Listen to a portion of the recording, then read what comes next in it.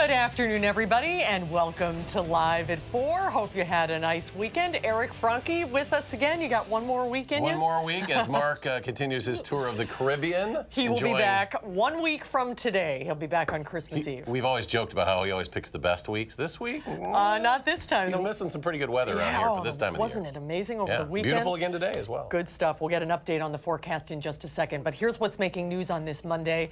The chancellor at UW-Whitewater is quitting her post. Our Madison O'Neill will explain why. A Sun Prairie Girl Scout leader has been assaulting his victim for many years. That's according to a criminal complaint filed during his court appearance this afternoon. We'll have the latest on that case. And a government shutdown is appearing more likely as both sides are digging in over the $5 billion border wall. Let's take a look outside today. Plenty of sunshine, a little cooler than the weekend, but still not beautiful, bad at all. especially with the sun. There's a little bit of snow. If you're looking for some snow, though, this is a rough week for you, but it is nice for the home stretch. Let's head out to the weather patio, and it's Dave Caulfield. Sorry, Dave, I wasn't sure who was out there. Musical meteorologist we often have. Yeah, I mean, it's always a shuffle this time of year, and it's always a shuffle in the weather department as well, but we'll take this nice weather while we can get it, I guess. Despite that, we actually have some good news from a winter weather front. All of the Madison lakes are now frozen over. Downtown Madison and the Edgewater Skycam getting the word this afternoon for Lake Mendota, 36 degrees right now, so a little bit chillier than yesterday, but still a nice day overall. Northwest wind at 5 miles per hour. High temperatures today made it right around 40 degrees, just short in Madison. Temperatures now are in the upper 30s, still a couple low 40s are hanging on, a little bit closer to the freezing mark farther north of Madison. And as we talked about 5 to 10 degrees cooler compared to this time on Sunday. Wind speeds out of the north and northwest at about 5 to 10 miles per hour, so that's not too bad either. A live look in Madison on the WISC-TV Skycam. Lots of sunshine today with high pressure still controlling our weather, but those temperatures will dip pretty quickly because we don't have any clouds into the 20s into tonight. So as we go forward, I'll have details coming up on the weather pattern coming up for the week leading up to Christmas, and temperatures are a little bit topsy-turvy, but I do think that we'll have some quieter weather as we get a little bit closer to Christmas Day. All that and more coming up in just a bit. All right, Dave, thank you. First at 4, in the midst of a scandal involving her husband being accused of sexual harassment, the University of Whitewater chancellor is resigning. Serving in the position since 2015, Beverly Copper's last day with the university will be December 31st. Our Madison O'Neill is back from Whitewater with more. Maddie. Well, some big news out of Whitewater. The University of Wisconsin system is investigating Copper's husband, Pete Hill, after allegations he sexually harassed female employees. Since then, we've reported elected officials have been among those asking Copper to resign. Well, today they got their wish. In an announcement this morning, Copper wrote that serving as chancellor has been an honor and a privilege, but did not go into reasons as to why she's leaving. In her official resignation, she wrote, "I am aware that the Board of Regents would like different leadership." In the board's reply, President Ray Cross thanked her for her service and her accomplishments. We spoke to several students, some sad, some who are shocked, and some who saw this move coming. Student body president Tom Kind says it's a tough day on campus. I understand the reason to resign, and I understand that moving forward, she is doing what I think is best for the university. And I think that she'll constantly be a supporter of the initiatives that we have. In a statement, State Senator Steve Nass, who had previously called for Copper's resignation, says new leadership will provide an opportunity to address challenges facing the institution. The Board of Regents tell us they will soon name an interim chancellor as they begin the search for a new chancellor. That process should start early next year. All right, Maddie O'Neill reporting. Maddie, thank you. You're welcome. The fight over restricting early voting in Wisconsin's back in federal court now. Attorneys for a coalition of liberal groups have asked federal Judge James Patterson to block enforcement of a law change signed by the governor on Friday that would limit early voting to no more than 2 weeks before an election. Patterson, the same judge who struck down similar limits as unconstitutional in 2016. The Sun Prairie Girl Scout troop leader accused of sexually assaulting a now 13-year-old girl had been assaulting her since 2010. That is according to a criminal complaint. 49-year-old Stephen Faust had his initial court appearance this afternoon. The girl told police she had regular contact with Faust beginning when she was in kindergarten. This was before he was with the Girl Scouts. It continued about twice a month for 5 years. Faust was assigned a signature bond with no monetary conditions. Tow truck drivers are saying enough is enough after a scary incident over the weekend. They say moving over is the law, but it's one that is not always followed. Jamie Perez shows us the scary incident that happened this weekend that's prompting them to share this strong message. Jamie? That's right. Well, I spoke to Finish Line Towing this afternoon. They're just one towing service in the area, but one of the busiest. And when they're responding to calls to help people who are stuck, they say they always fear something like this will happen. And this weekend, it did. Take a look at this video and focus on the right side of the screen. You can see the car hit the tow truck on the side of the road and swerved through all 3 lanes on the belt line there. Thankfully, the driver of the tow truck and no one else was injured. The driver of that car ended up running off on foot, and police still have not found that driver. It takes a couple seconds, and you can ruin a life or end a life, you know, or seriously hurt yourself. And that's what we're really getting sick of, is people not moving over.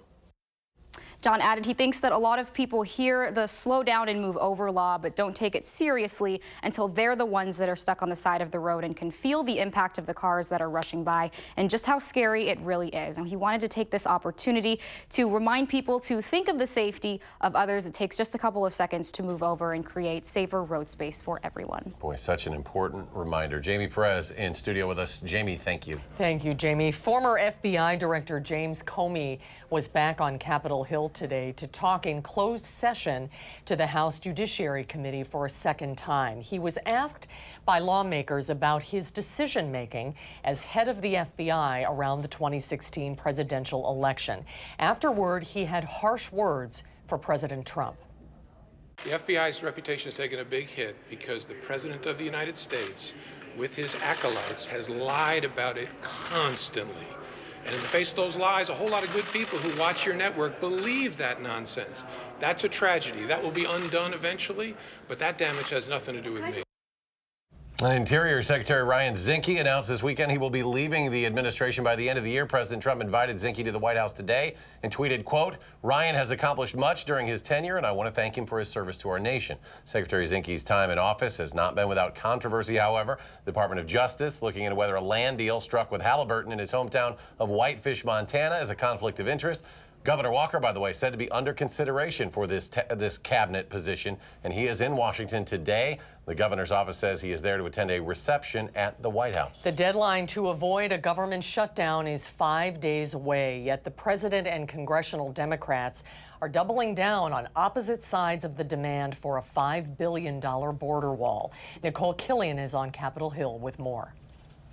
We don't want to get to a point that we shut down the government, but we got to find increased funding for border security. Aides to President Donald Trump say he is not backing down from his ultimatum to Congress. Fund his $5 billion border wall or a government shutdown is imminent. This morning, he tweeted, "Anytime you hear a Democrat saying that you can have good border security without a wall, write them off as just another politician following the party line." He later updated the spelling of border in that tweet. Congress and the president have until the end of this week to come to an agreement to avoid a shutdown. The Senate's top Democrat, Chuck Schumer, says the president's demand doesn't have enough support. There are not the votes for the wall in the House or the Senate. He is not going to get the wall in any form. Democrats are pushing the president and congressional Republicans to do a continuing resolution to maintain current funding levels next year. That's after the Democrats offered a $1.3 billion deal for fencing and other border security measures,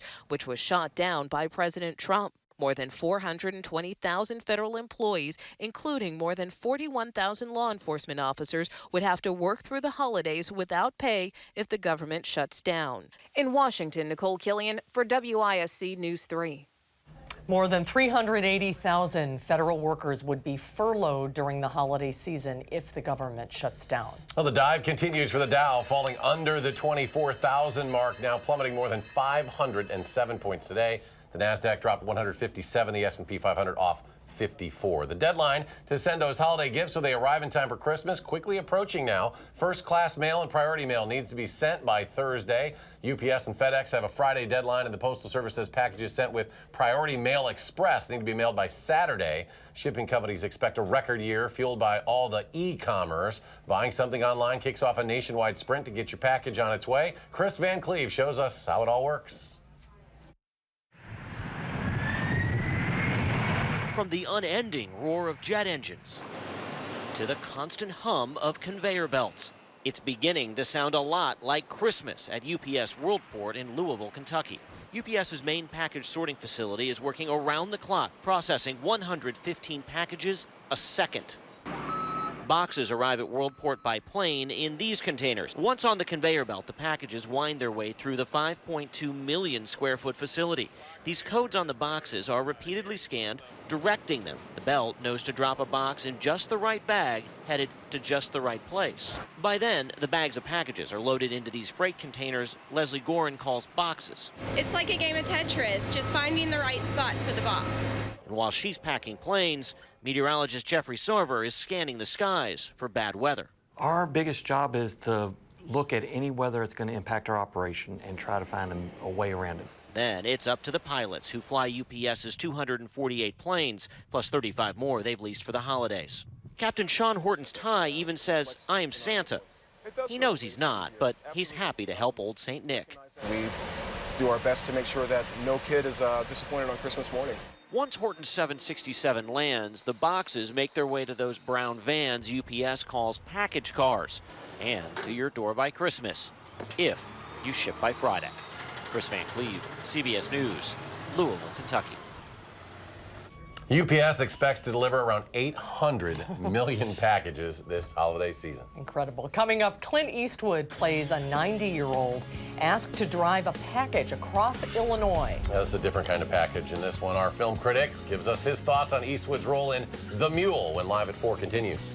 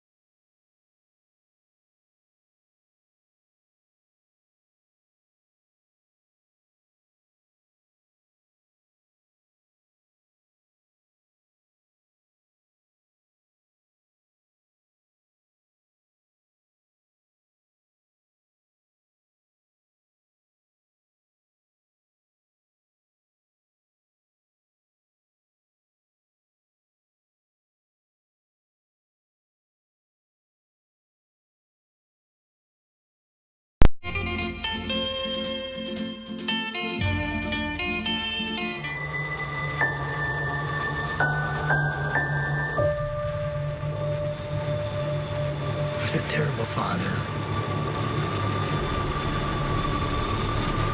Terrible husband. Blew my chance.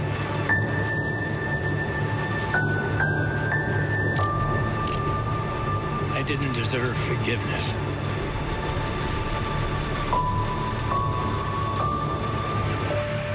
This is the last one. So help me God. This is the last one. That was a clip from The Mule, one of the newest movies to hit theaters. Is the film worth seeing? Here to let us know is our film critic, Will Loper. Hi, Will. Hey there. Was that Clint Eastwood and Bradley Cooper, did I see in the Bradley trailer? Cooper's in there indeed. Yep, great cast. So features a fantastic performance, this film, by Clint, some nice scenes of tension, and some good sprinkles of humor throughout the film. It's consistently enjoyable from start to finish. Now, this is based on a true story of a 90-year-old man, in this film, of course, played by Eastwood, who shows up to drive a package through Illinois. He's told not to look inside the packages, but in case he had any doubts about what might be in there, by around the third trip, he looks inside and finds drugs. Now, the trips become worth more and more, and soon the DEA is on his tail. Now, by virtue of looking like a frail old man, he manages to get away with several close calls. At age 88 himself, Clint not only acts, but directs and produces The Mule, does a great job at all three. Some tense moments that don't quite get to nail-biting, and it doesn't rank among Clint's best films. It does kind of lack the emotional punch of 2008's Gran Torino, which has some similarities to this film, but definitely still worth seeing. Boy, it is inspiring to see that he has still got it at 88. I know, Incredible. He is still going. I don't know where he gets the energy, but... And this is a true story. Yeah. That's interesting. I always love films like that. Utterly fascinating, yeah. So what rating did you give it? This one, 3.9 cell phones out of 5. Texting is something Leo Sharp in the film just never quite gets the hang of. All right. Okay, right turn alert here. Yes. Up next, Spider-Man Into the Spider-Verse.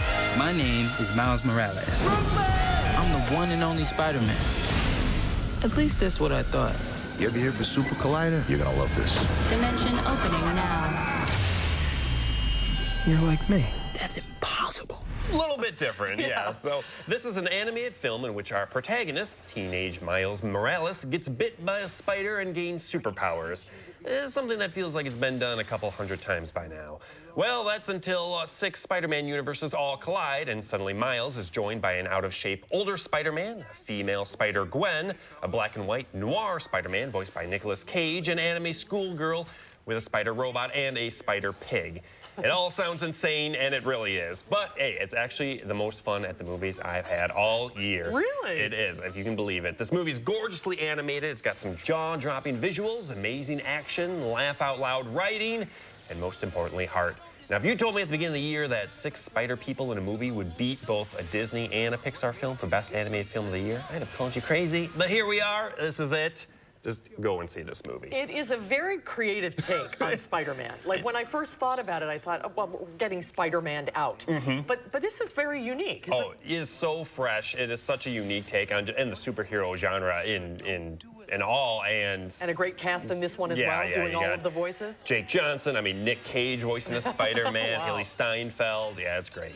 What rating did you give it? I gave this one 4.5 Spider Hams out of 5. I don't know who came up with a Spider-Man pig, but well, those I'm are all for it. 2 great movies and 2 great ratings Yes, as well. It was a good weekend. So no movie review next week, time Nope. for the holiday. Yep, that's right. So we'll see you in 2 weeks. I'll be back, yep. All right, thank you, Will. Yep, thank you. And we'll be right back.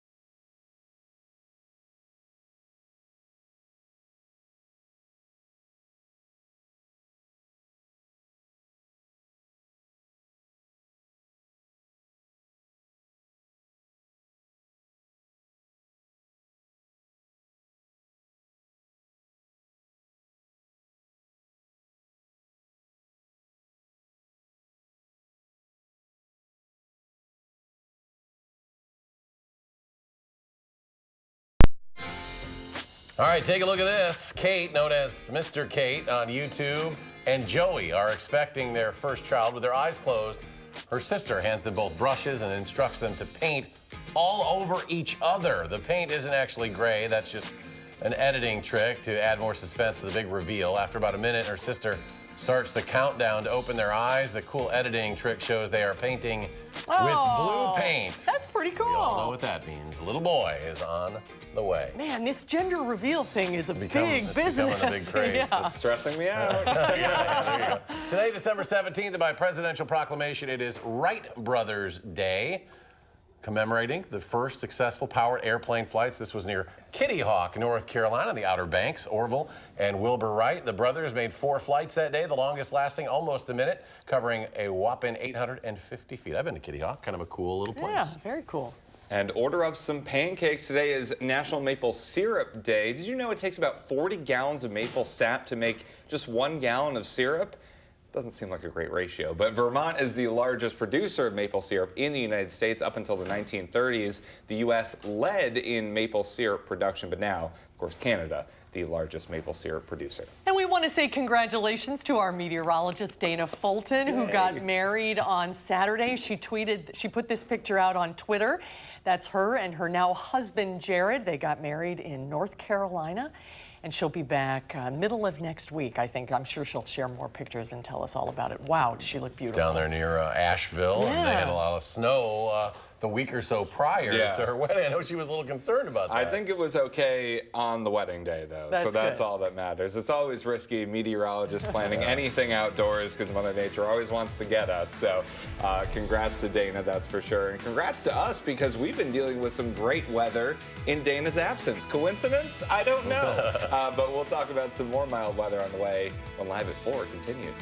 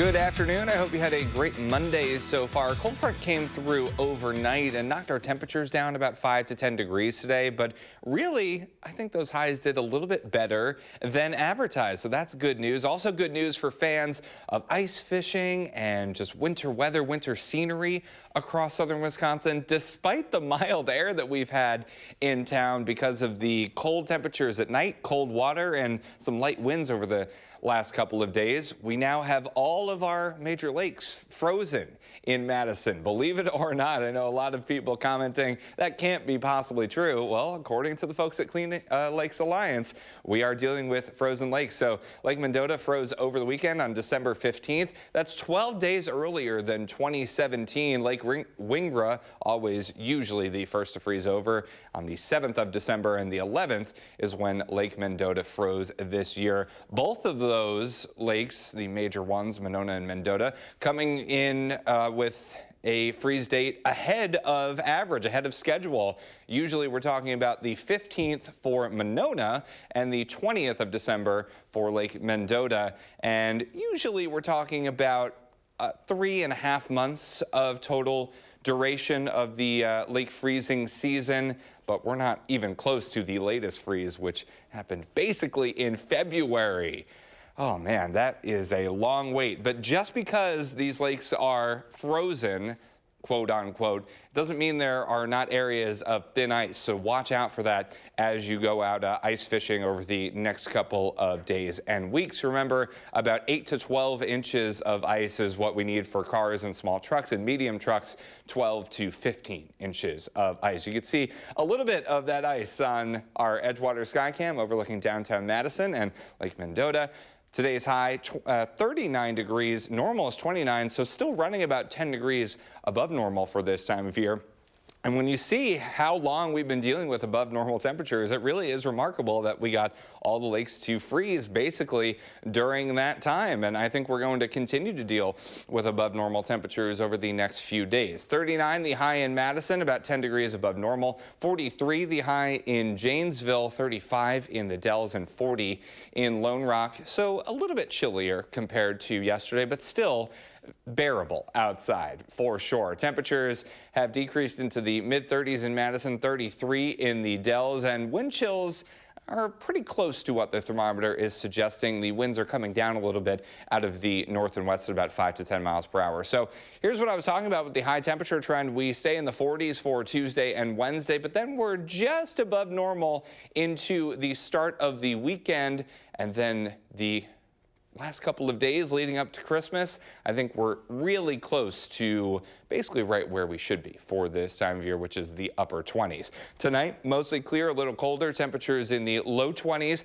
I think tomorrow we're in the low 40s. Once again, mostly sunny skies are with us. Another beautiful day shaping up across southern Wisconsin. So staying pretty quiet with temperatures falling into the 20s to start Tuesday. And then not too many clouds for much of Tuesday, but we'll notice the clouds on the increase to start Wednesday. I don't think we need to worry about any precipitation, though, until we get to later on Wednesday night. Your 7-day forecast showing the 30s returning by the time we get to the middle and end of this week. We could be dealing with a few rain and snow showers on Thursday. It doesn't look to be a major deal, and especially the rain mixing in at times with that snow in the morning hours. But then we quiet down for the weekend, and just as we get close to Christmas, a few flurries are possible. That white Christmas chance is basically at an all-time low, unfortunately. After that, though, to end the month of December, we could be dealing with a few rain and snow showers. Even if we get a little flurries at night on Christmas Eve, that might add to the spirit. That's enough magic, I think. That's right. Yep.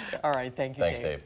Archaeologists in Egypt are celebrating a newly unearthed tomb, calling it a one-of-a-kind find. The hidden resting place of an ancient high priest went untouched for more than 4,000 years. CBS's Jonathan Vigliotti reports. It's an ancient treasure chest spread out over 2 levels, a tomb so perfectly preserved it's been called the most significant discovery in decades. More than 24 statues guard the chamber, and drawings of a family are spread throughout, like an Egyptian photo album. The walls covered in carvings depicting some of their favorite activities: hunting, musical performances, and even sailing. They're modern-day outings set in stone and vibrantly painted more than 4,400 years ago. The discovery of today, it's one of the most important one for me, because number one, it's almost intact tomb. Number two, it's Old Kingdom. Dr. Mustafa Azizi's team believes the tomb was the final resting place of a royal priest named Wate, who apparently really loved his mother. He mentions the name of his mother almost everywhere here. More than 12 discoveries have been made in Egypt this year, including a sarcophagus in Luxor, an ancient necropolis, and a tomb of a high priestess. These ancient secrets good for both history and Egypt's struggling tourism industry. Archaeologists are now hopeful they'll find Wate's sarcophagus, believed to be still hidden within the tomb. Jonathan Vigliotti, CBS News, London. All right, stay with us. Next, a look at how food labels are affecting what we all eat. A new review finds food labels and calorie counts are actually helping consumers make healthier decisions. I'm Kenneth Craig with a look at the new research.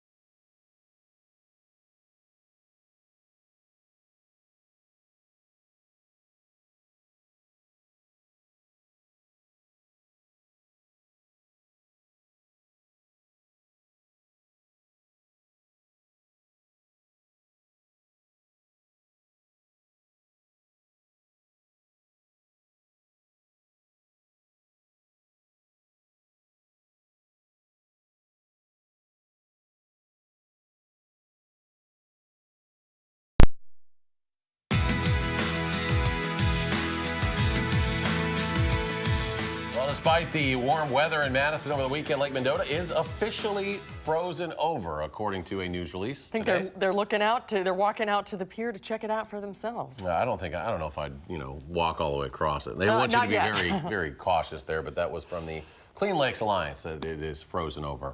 New research finds food labels, including nutrition facts and calorie counts at restaurants, are actually helping consumers make healthy decisions. Kenneth Craig found out how they're working and where people are cutting back. Aisha Mumford makes it a point to look at nutrition labels when she's shopping for groceries. And what are you looking for? I'm looking for how much sugar is in here, added sugar, natural sugar, calories, sodium, fat. Andrew Kay also reads the fine print. But really, it's the charts here, and I'll look at the percentages. In recent years, it's become hard to avoid nutrition information, from the legally required panels on the back of foods to the promises on the front and the calorie counts on many restaurant menus. Now, new research published in the American Journal of Preventive Medicine suggests all that labeling is actually paying off.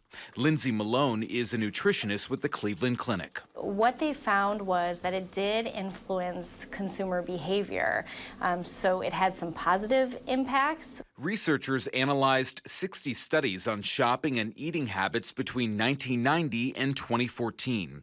They found because of nutrition labels, people ate 6.6% fewer calories and cut 10% of the fat from their diet. They also increased the amount of vegetables they ate by 13.5%. I'm really encouraged by the increase in vegetable consumption. That probably surprised me the most. But when it comes to other areas like carbohydrates or protein, the review found the labels didn't make a significant impact. I think it's very important to educate yourself on, on healthy eating. And nutritionists hope the food labels will lead to more people making better choices. Kenneth Craig for WISC News 3. And the study also found that food manufacturers put less trans fat and sodium in packaged foods because of those labels. That's important. People are making some changes. Up next, the Wisconsin Connection to a powerful new documentary premiering tonight on HBO. It's a deep dive into the heart of America's broken healthcare system. A Milwaukee man documents his struggle to learn what happened to his mother after a routine hip replacement goes wrong. The filmmaker Steve Burrows is here when Live at 4 continues.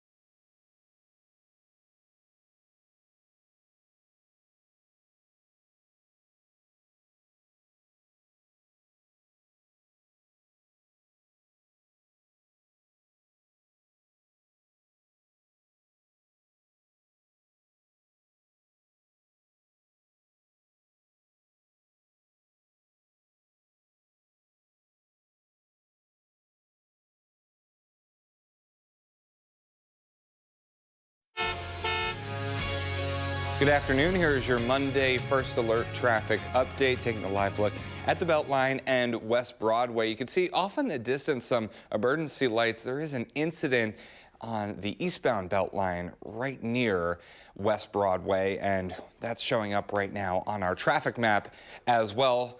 Otherwise, no major accidents or incidents to talk about, but the left lane is closed eastbound on the Beltline at exit 264, which is West Broadway. So speeds are pretty low, not past that accident, about 10 to 15 miles per hour. So expect to add some minutes, and we can see this right now. At 24 minutes of very slow Verona Road eastbound to John Nolan, average speed only around 10 miles per hour. So pack your patience on the Beltline this afternoon. And that's your First Alert traffic update. It was a pre-approval, approval, then a denial, then an approval, then a denial, and then they paid it, but now they want their money back from you guys, and that's why you want your money back from us. Right. That's exactly where we're at. Nothing's changed. And all roads lead to the Well, that is a scene from the new documentary Bleed Out, which shows how medical errors could have life-changing consequences, and it premieres tonight on HBO. In the film, Steve Burrows documents his 10-year struggle now to find out what happened to his mother. She went in for hip replacement surgery and came out with brain damage after a weeks-long coma. Steve is a comedy director originally from Milwaukee, now lives in Los Angeles, who has switched gears to get the word out about his film, which is all personal footage that he was able to capture. Steve, great to see you. Welcome to Live at 4. Thank you very much for having me. I appreciate it. So give us the Cliff Notes version of what happened to your mom. She broke her hip in 2009, but she was perfectly healthy before that, right? She was a world traveler before she fell. It all started with a bike fall. But before she fell, she was traveling all over the world, to Turkey. She came out to California a million times, to Europe, Asia, retired school teacher. She had it made. Everything she had bought, her house was paid for, car paid for, retirement, and then she fell. And then she went in for this routine partial hip replacement, came out in a coma with permanent brain damage. So after surgery, and that's what the title refers to, the blood loss and the brain damage that followed after surgery. It says she was left alone in what's known as an EICU. I don't even know what that is. What is that? I'll try to tell you. Actually, the EICU is electronic ICU, and basically, there's a hospital and there are critical care patients in the ICU, and in this particular ICU, there's a camera, and the camera is theoretically monitored by a doctor remotely off-site, either in another building somewhere or another city or even another state. Wow. And in my mom's case, there was no, after she lost all this blood in her surgery, they took her up to this ICU, and there was no ICU doctor with her that night, just a nurse. And apparently this camera doctor, and I wanted to talk to that camera doctor, we couldn't. I asked about the camera, and I was told that camera was never on. And I asked, well, that doesn't make any, so I said, well, what do you mean the camera's not on? Why? And they told me at the time, patient privacy issues. Oh, wow. And then, a couple days later, she was in a coma. Wow. So what happened next? Well, my uncle's a doctor, my aunt's a nurse, and they told me immediately to get the medical records, to become Mom's power of attorney, and to get some counsel, because we really are in over our heads now. And we didn't know whether she was going to survive. We didn't know. I was told that she was in a vegetative state. She may or may not wake up. Thank God she did. And I was told by our attorneys to start filming Mom's pain and suffering, which was brutal to do. When she woke up, it's like still one of the hardest things I've ever had to do, but I had to document it. And I didn't even think about making any type of film for years. I was just kind of dutifully doing my job. And comedy work, too. Right, yeah, this is not... Way out of your element. Way out of my... I know nothing, right? Mm-hmm. But then when I started to find out about that medical error is the third leading cause of death in America, I didn't know that. That's a startling statistic. And that 1 out of 4 patients in America are harmed by medical error. Never intentionally, but it happens. And I thought, I thought it was a personal story, but then I thought, this is universal. Mm-hmm. We're all in this. And I didn't really want to make this thing. I needed to make it. And what you wanted to do is to have not just people learn about these statistics, but the medical industry to learn from these mistakes, because it doesn't seem they are, right? Well, I can't only speak for myself that I would love, obviously this movie is really for my mother, and for, but I know that she really would love to help other people. And not just patients. I'm really glad you brought that up. I want hospitals, I want doctors, I want nurses to see this film, because there is a lot everybody can learn. Healthcare is tough and it's complicated, and we all need help. We're all in this together. But I think that they also need to look at from their perspective that we can all do better. And for instance, advocacy. The one thing I learned, when you go into a hospital, you need an advocate. When you're sick, you're in no position to ask questions, and you need someone, whether it's a spouse or a friend or a loved one, to come in with an envelope, written questions, get second opinions. You're going to get better care for it. Your doctors and nurses, although they might be a little irked at the moment, they're going to be happy. They're going to respect you for asking these tough questions, and you just have to do it. So you felt they were cooperative? You didn't feel like you were powerless to get answers?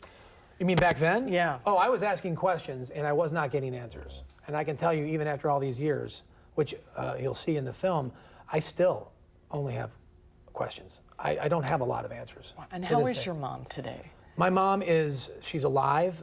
She's deeply compromised with cognitive and physical injuries, but she's at a great facility. They take incredibly good care of her. And I saw her this morning. I'll go see her tonight. And I told her this thing's for her, that we hope that, we can save some lives with this film. And you've got a great venue, HBO, premiering this tonight. What can people expect when they tune in?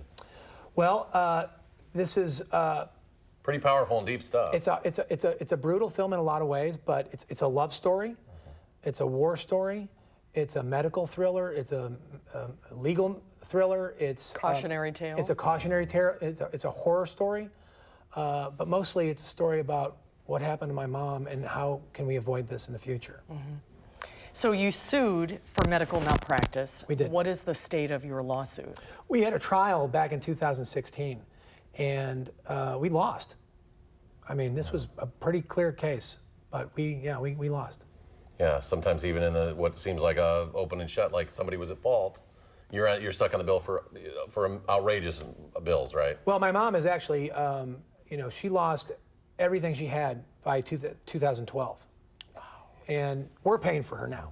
Everybody. Everybody. Medicare, Medicaid, Title 19. Yeah, she's being cared for by the good citizens of the United States of America. A real statement, and a powerful one at that, about the healthcare system in this country. Yeah, it all comes down, this is what I've learned, is it can be fixed. It's really actually quite simple. It's accountability. When something goes wrong, be accountable for it. Transparency, which if something goes wrong, like the best hospital, like Mayo Clinic, they said when something goes wrong, they tell everybody. They tell all their employees, and they share, this is what happened, let's learn from our mistakes, and they even tell the families. And then the last is an apology. Transparency, accountability, apology. Yeah, a lot of people understand their mistakes. Sounds like you didn't know that happened. It's how they do after that happens, Right. Are they accountable? Do they improve? Those kind of things. Well, we know all doctors, nurses, we're all human, right? And doctors and hospitals are heroes, right? But they're human, and sometimes things happen. And it's how you handle those things that go wrong. What do you do from there? And I think we can do a lot better at that point. Wow. Powerful piece of work. Something everybody really should watch. Yeah, premieres tonight on HBO. Congratulations, Steve, but continued success and best of luck to and your nothing mom. but the best for your mom. Thank you very much. Great to see you. So much. Thank you. We'll be right back.